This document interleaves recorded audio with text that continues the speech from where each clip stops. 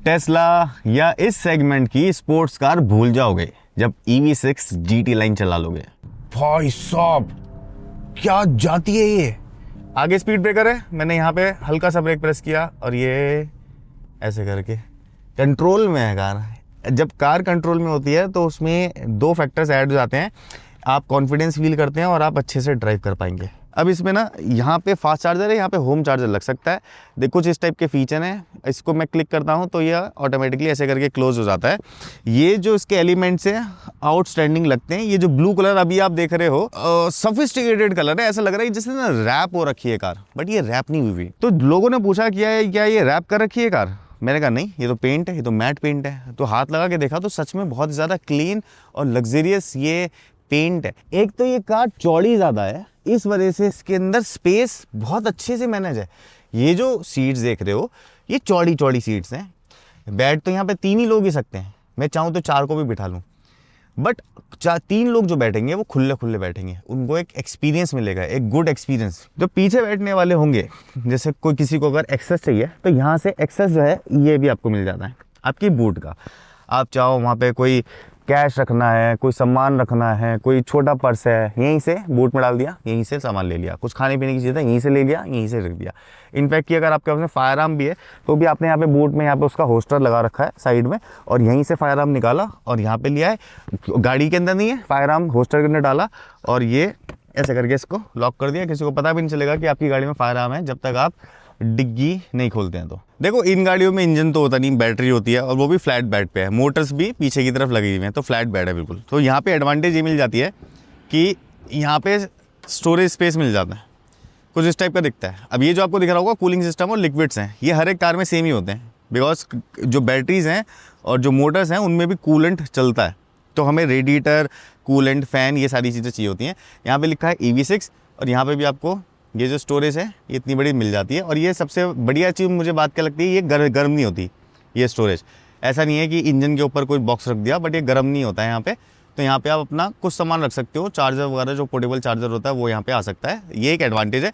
Maintain करने में तो देख लो कि कुछ भी नहीं है, ऐसा नीट एंड क्लीन है। फ्यूज बॉक्स वगैरह यहाँ पे है और वहाँ पे सारा का सारा लिक्विड, दैट्स इट, और कुछ भी नहीं है इसमें। ये वही सारी एडिशनल चीज़ें, लेकिन मैंने पैसे दिए हैं, मैं बैठूंगा कहाँ, मैं बैठूंगा यहाँ। ये है डोर ओपन करते के साथ ही आपका एक वेलकम होता है, एम्बिएंट लाइट चेंज हो जाती है, सीट पीछे हो जाती है, एक अच्छा सा माहौल बन जाता है इस कार में। 320 bhp 605 650 Nm ऑफ टॉर्क, इतना पावर आप अगर एक पेट्रोल इंजन वाली कार से लोगे ना तो वो आपको करोड़ से ऊपर की पड़ेगी, बट ये पड़ जाती है 70 lakhs की। लेकिन इसके अंदर एक खासियत है, मैं इसको चला के दिखाता हूँ। ये एक तो इनिशियल उठती है, इसमें कोई वार्म अप नहीं चाहिए, कुछ नहीं चाहिए। दूसरी चीज़, थ्रॉटल देते ही ये एक बीस्ट बन जाती है, और बीस्ट ऐसे बन जाती है कि आपको घबरा देगी, आपको डर लगेगा कि ये हो क्या रहा। अभी तो ये नॉर्मल मोड था, अभी मैं इसका स्पोर्ट्स मोड यहाँ पे स्विच करने वाला हूँ। ये मैंने स्पोर्ट्स मोड पे स्विच कर दी। अब स्पोर्ट्स मोड पे स्विच करना तो चलो ठीक है, लेकिन स्पोर्ट्स मोड पे भी रेंज देखो कितनी दिखा रहा है, 406। और अभी मेरे पास बैटरी कितनी है, 66%। अब मैं यहाँ पे कार को 1 मिनट के लिए पार्क करता हूँ। मैं ये दिखाना चाहता हूँ कि ये जिन लोगों को केटर कर रही है ना कंपनी, वो लोग हैं जो स्पोर्ट्स कार बायर ऑलरेडी हैं, या फिर वो भी लेना चाह रहे थे, बट उनको ये लग रहा था कि यार अब हम EV में शिफ्ट होंगे, पेट्रोल इंजन के अंदर शिफ्ट नहीं होना हमें, और वो टेस्ला की तरफ देख रहे थे। टेस्ला की तरफ ना देखते हुए इसकी तरफ अगर देखा जाए, इतना सोफिस्टिकेटेड जो इसका एम्बियंस है अंदर का, और जो इसकी पावर है, पावर कैसी, 3 to 1 स्टार्ट। ये देखो, यहाँ देखो, ये देखो, ये देखो, ये है इसकी पावर। ये 100 की स्पीड 5 सेकंड्स के अंदर पकड़ रही है, और मैं एकदम से 130 की स्पीड पे भी चला गया, मुझे पता भी नहीं चला। बिकॉज ना तो स्टीयरिंग के अंदर कुछ ऐसा है कि कुछ भारीपन है, या फिर कुछ ऐसा बॉडी के अंदर कोई बॉडी रोल हो, या फिर मुझे कॉन्फिडेंस ना आ रहा हो ड्राइव करने में। मैं 130 तक 5 सेकंड्स के अंदर जा रहा हूँ। एक और पॉइंट मैं बताता हूँ, इन सब का सबसे बड़ा रीज़न ये होता है कि आपको कैबिन में कितनी साउंड डैम्पिंग मिलती है। अब जो साउंड डैम्पिंग है ना, वो इस पूरी कार के अंदर बहुत अच्छे से है। अभी देखो, मैं बाहर ये विंडोज ओपन करता हूँ, देखो इतना शोर है बाहर, गाड़ियाँ चल रही हैं, हॉर्न है, बट अब मैं इसको क्लोज कर लेता हूँ तो ये साइलेंट हो जाती है बिल्कुल। इसके अंदर डैम्प बहुत अच्छे से यूज़ कर रखा है। 90% ऑफ जो स्टीयरिंग है ये एक्यूरेसी देता है आपको, और स्पोर्ट्स मोड पे ये दे रहा है 90%। जैसे ही मैं इसका ये नॉर्मल मोड पे करता हूँ, जैसे मैंने ये नॉर्मल मोड पे किया, अब ये एक नॉर्मल मोड पे आ गई, लेकिन तब भी यहाँ दिखाना, अभी मैं 85 की स्पीड पे हूँ, मैं ऐसे करके लेन चेंज करूँगा तो लेन चेंज हो जाएगी मेरी हल्के से एंगल से, फेदर टच से सारे काम हो रहे हैं। ये होती है एक स्पोर्ट्स परफॉर्मेंस कार बनाने की जो ज़रूरतें हैं, जो नीड है, वो कार कंपनीज, जो कार मेकर्स हैं, वो बनाएं। इंस्ट्रूमेंट क्लस्टर सिंपल है, ठीक है। इसका ये वाला जो मैं बोलूँ उसको कि यार चलो ठीक है, आपने यूआई अच्छा बनाया, बट अकॉर्डिंग टू मी ये इस कार के ऊपर सूट नहीं कर रहा है। इसमें कुछ और होना चाहिए था, कुछ और अच्छे से इसको मैनेज करना चाहिए था। बिकॉज आप इतनी हाई स्पीड कार चला रहे हो तो आप इनको ना देखोगे, इनको ऐसी पहचान नहीं है, कोई आइडेंटिटी नहीं है इनकी। आपको पढ़ना पड़ेगा, देखना पड़ेगा कौन सा फीचर कौन सा है। इन केस अगर आप सेटिंग्स में चले गए तो यहाँ पे तो माहौल ही ख़राब है। यहाँ पे तो सब कुछ चीज़ें ऐसे लिखी हुई हैं और दूर दूर आ रहा है, ऐसा फील ही नहीं आ रहा है कि कोई ऐसा मैं इंफोटेनमेंट सिस्टम को मैनेज कर रहा हूँ। बट एक मैं चीज़ बताऊँ, इसका एप्पल कार प्ले और एंड्रॉयड ऑटो जो है वो सीमलेसली चल रहा है। अभी मैंने एप्पल कार प्ले इसके अंदर चला रखा है। म्यूज़िक सिस्टम इसके अंदर, भाई साहब मैं वो इंस्टाग्राम पे रील बना के दिखाऊंगा आपको, क्या म्यूज़िक सिस्टम मेरिडियन का यूज़ कर रखा है, इतने सारे स्पीकर, पीछे वूफर। एक और चीज़ है इसमें, यहाँ पे देख रहे हो तो ये पैडल शिफ्टर्स हैं, जैसे गेयर चेंज करने के लिए होते हैं। जो लेफ्ट हैंड साइड पे है ये प्लस करने के लिए है, किस चीज़ को, रीजनरेटिव ब्रेकिंग को। अब रीजनरेटिव ब्रेकिंग क्या होती है कि जैसे ही आप थ्रॉटल छोड़ेंगे तो आप ना रियल टाइम पे कार को चार्ज करेंगे, कार की बैटरीज को। इससे हम उसको कम कर सकते हैं और इससे ज़्यादा कर सकते हैं। एक एग्जांपल देके दिखाता हूँ। 1 2 3 बार मैंने टैप किया, अब देखना, अब मैं थ्रॉटल दूंगा, अब मैं थ्रॉटल छोड़ूंगा तो ये ब्रेकिंग सेल्फ ब्रेकिंग करनी शुरू हो जाएगी। और यहाँ पे ये जो बार है ब्लू कलर का, ये ऐसे करके जब मैं पावर कंज्यूम कर रहा हूँ तो ये ऐसे करेगा। और अभी इसने मेरे को बता दिया क्योंकि इसने यहाँ पे स्पीड डिटेक्ट कर लिया है। तो जैसे ही मैं छोड़ूंगा तो ये जो ब्लू कलर का बार है ये ऐसे उठना शुरू हो जाएगा। बट हम इसको बंद कर देते हैं क्योंकि हाईवे पे इसको चलाना सही नहीं है। एक और चीज़, स्टीयरिंग का जो शेप है और जो साइज़ है, जिस तरीके का ये मुझे ये फील दे रहा है, वो फील ये है कि यार मैं एक परफॉर्मेंस ओरिएंटेड एक ऐसी कार चला रहा हूँ जो कि मेरी डेली ड्राइवर बन सकती है। बिकॉज इसकी जो रेंज है वो 600 प्लस है 100% अगर मैं इसको चार्ज करता हूँ। अगर मान लो 80 किलोवाट के हिसाब से, 85 किलोवाट के हिसाब से आप अपनी यूनिट लगा लो, 4 रुपए की है, 5 रुपए की है, 10 रुपए की है, फिर 20 रुपए की, आप कैलकुलेट करके कमेंट करना। पर किलोवाट आवर एक यूनिट हो गई। अब अलग अलग एरियाज़ में यूनिट के रेट अलग अलग होते हैं। अब जैसे मैं जहाँ पे रहता हूँ वहाँ पे 20 रुपीज़ है। आप अगर दिल्ली के किसी और में रहते हैं या किसी और मेट्रो, मुंबई में रहते हैं, बेंगलोर में रहते हैं, वहाँ पे अलग रेट होंगे। तो वहाँ पे अगर आप इसको चार्ज करते हो और आपको 600 किलोमीटर की रेंज पड़ जाती है, 1500-1600 रुपये में 600 किलोमीटर की रेंज इतनी सोफिस्टिकेटेड कार से, तो ये बहुत ही मतलब मैं बोलूँगा चीप टू ड्राइव है, वेरी चीप टू ड्राइव। इसको अफोर्डेबल भी नहीं बोलेंगे, वेरी चीप टू ड्राइव है। बिकॉज आपने एक बार इन्वेस्टमेंट तो कर दी, लेकिन उसके बाद में जो आपका रनिंग कॉस्ट है ना वो लाइक फ्री हो गया। इंस्ट्रूमेंट क्लस्टर में ना बहुत सारे फीचर्स हैं। अभी मैं आपको यहाँ पे इसके अंदर मैंने ये मैप लगा रखा है।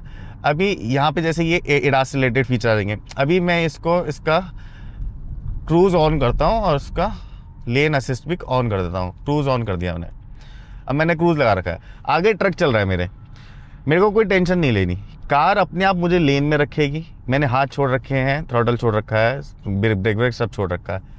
मेरे को कोई टेंशन लेनी नहीं। मैंने जितनी इस पर स्पीड लगा रखी है, मान लो मैंने अगर 90 की स्पीड में कर देता हूँ, मैं ये 90 की कर दी मैंने, 90। अभी आगे ट्रक चल रहा है तो ट्रक की स्पीड को डिटेक्ट कर रहे हैं इसके सेंसर्स, इसके रडार, वो मेरी ब्रेकिंग को मैनेज कर रहे हैं। कार को लेन के बीच में रखेंगे सेंसर्स। अब मुझे अगर लेन चेंज करनी है तो चारों तरफ देख के मेरे को टर्न इंडिकेटर देना है और ऐसे करके मैं अपनी लेन चेंज कर सकता हूँ और ये कार अपनी स्पीड अपने आप ही बढ़ा लेगी। तो टर्न इंडिकेटर से क्या होता है कि हमारे सिस्टम को पता चल जाता है, एडास को, कि अब ये लेन चेंज करने वाला है। अब देखो, अब मैंने सब कुछ छोड़ रखा है। चाहो तो आप ऐसे भी ट्रैवल कर सकते हो, बट ऐसे ट्रैवल करना बहुत सारे केसेस में सेफ़ नहीं होता। आप देखते हैं कि आगे क्रेन है, ब्रेक करती नहीं करती। वैसे मैंने भी ब्रेक पे मेरा फुल फोकस है, बट देखते हैं कि कैसे ब्रेक करती है। अब देखो, आगे क्रेन आई, अभी तक मैंने अपने पैर तक नहीं हिलाए थे, लेकिन इसने जो है वो ब्रेक कर ली है। चारों तरफ सराउंडिंग जो है वो आप ही को मैनेज करनी पड़ेंगी। हमेशा आप कोई भी एडास की कार चलाते हो ना, ये चीज़ मैनेज करो। अब जैसे मेरे को निकलना है राइट में और अब मेरे को यहाँ से चलानी है, मतलब मैं अभी कुछ भी नहीं कर रहा हूँ, बस मैं टर्न इंडिकेटर देके स्टीयरिंग को ये बता रहा हूँ कि भाई मुझे लेन चेंज करनी है। क्रूज कंट्रोल लगा के छोड़ दिया। तो लॉन्ग ट्रैवल में भी इस टाइप की कार्स जिनके अंदर 600 किलोमीटर्स की जो रेंज है वो है ओवरऑल रेंज, तो मान लो कि 650 या अगर कंपनी बोल रही है 625 अगर कंपनी बोल रही है, तो एक प्रैक्टिकल रेंज आपको 600 या फिर 590 तो मिलेगी, क्योंकि इसमें मिल रही है मुझे अभी भी। अगर मैं दिखाऊं तो यहाँ पे जो है रेंज यहाँ पे दिखा रहा है 412 और मेरी जो बैटरी यहाँ बची हुई है वो है 65%। अभी आप देख रहे होगे, अब सोचो अगर ये 100% होगी तो ये कितनी ज़्यादा रेंज बढ़ जाएगी। ऐसी सोफिस्टिकेटेड कार किया ने बनाई EV6 और ये GT लाइन वेरिएंट है। इस वेरिएंट के अंदर चारों पहिए काम करते हैं, ऑल व्हील पे है ये, ऑल व्हील ड्राइव। अब मैं यहाँ पे आपको इसके एक बार ये चीज़ दिखाना चाहता हूँ। यहाँ पे है पावर डिस्ट्रीब्यूशन। अभी पावर डिस्ट्रीब्यूशन में मेरी कार सिर्फ 90 की स्पीड पे चल रही है, यहाँ पे ध्यान रखना। जैसे ही मैं थ्रॉटल देता हूँ ना, ये देखना, ये पावर डिस्ट्रीब्यूशन होगा। ये देखो, ये अगले व्हील्स में भी पावर आ जाती है, रियर व्हील्स में भी पावर आ जाती है।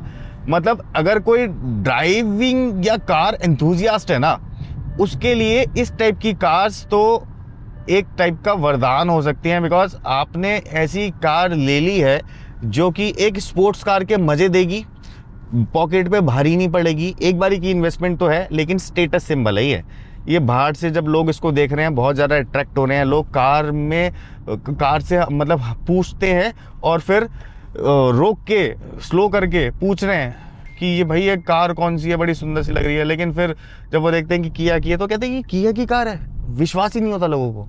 आजकल के सारे एडवांस फीचर इसमें हैं। इसमें अब जो भी फीचर अदर कार्स में देखते हैं, जैसे कि कोई भी इलेक्ट्रिक चीज़ हुई, इलेक्ट्रॉनिक चीज़ हुई, वो इसके अंदर है। कंफर्टेबल सीट्स हैं, वेंटिलेटेड सीट्स हैं, और सीट सिर्फ कूल नहीं हो सकती, यहाँ पे हॉट का भी है। इनफैक्ट कि स्टीयरिंग को भी गर्म कर सकते हो। इतने सारे फीचर एडिशनल डाल रखे हैं। एक बार इधर कैमरा दिखाओ। यहाँ जो ड्राइविंग जो इंसान कर रहा है ना, उसको एक चीज़ बहुत अच्छे से दिखेगी, वो है इसका ये HUD हेड्स अप डिस्प्ले। अब ये जो है इतना प्रॉपर है, यहाँ से अगर ये इसका फोकस पकड़ ले तो इतना ज़्यादा क्लियर दिखता है ये रोड पे कि आपको ज़्यादातर इन्फॉर्मेशन इसके अंदर दिख जाती है। और सबसे अच्छी बात है इस EV6 की कि मान लो अगर आप इतना पैसा इन्वेस्ट कर रहे हो 70 लाख, तो ये 70 लाख का प्रोडक्ट लग रहा है रोड पे चलते हुए, तो लोग इम्प्रेस्ड हो रहे हैं इससे। इस टाइप की कार्स में देखा जाता है कि हमेशा स्टिफ सस्पेंशन आपको मिलती है, बट इसमें ना मैं ये देख के अमेज हो गया कि इसमें ना हाई स्पीड में सस्पेंशन मेरी स्टिफ हो रही है और लो स्पीड में ना बहुत सॉफ्ट सस्पेंशन है इस कार की। कहीं पे भी ऐसा घटघुट वाला इसके अंदर कोई मेरे को फैक्टर लगा ही नहीं। दूसरी चीज़ है ड्राइविंग डायनेमिक्स एक्यूरेट है, चिपक के चलती है ऐसे। इसकी जो डाउन फोर्स है आगे से जो क्रिएट होती है पीछे तक, बिकॉज ऑफ इसकी शेप। एडिशनल या फिर बोल लो छोटे मोटे फीचर्स ऐसे जो कि लग्जरी को भी रिप्रेजेंट कर रहे हैं। जब मैं ये फ़ोन यहाँ पे रखूँगा ना, तो यहाँ पे देखना कि ये ना ऐसे करके इंडिकेट करेगा कि कितना % अभी आपका फ़ोन चार्ज हुआ है। कोई परसेंटेज नहीं दिखाएगा, लाइट्स ऑन होती है सिर्फ। पार्किंग का दिखाऊं मैं आपको, इसके जो कैमरा है 360, तो वो उसकी क्वालिटी देखो कितनी अमेजिंग है। बट ये कि मेरी कार ब्लू है और यहाँ पे ये वाइट दिखा रहा है, बट इसका फ्रंट कैमरा, बैक कैमरा और 360 कैमरा जो है वो बहुत सॉलिड है यार, बहुत सॉलिड क्लैरिटी है उसके अंदर।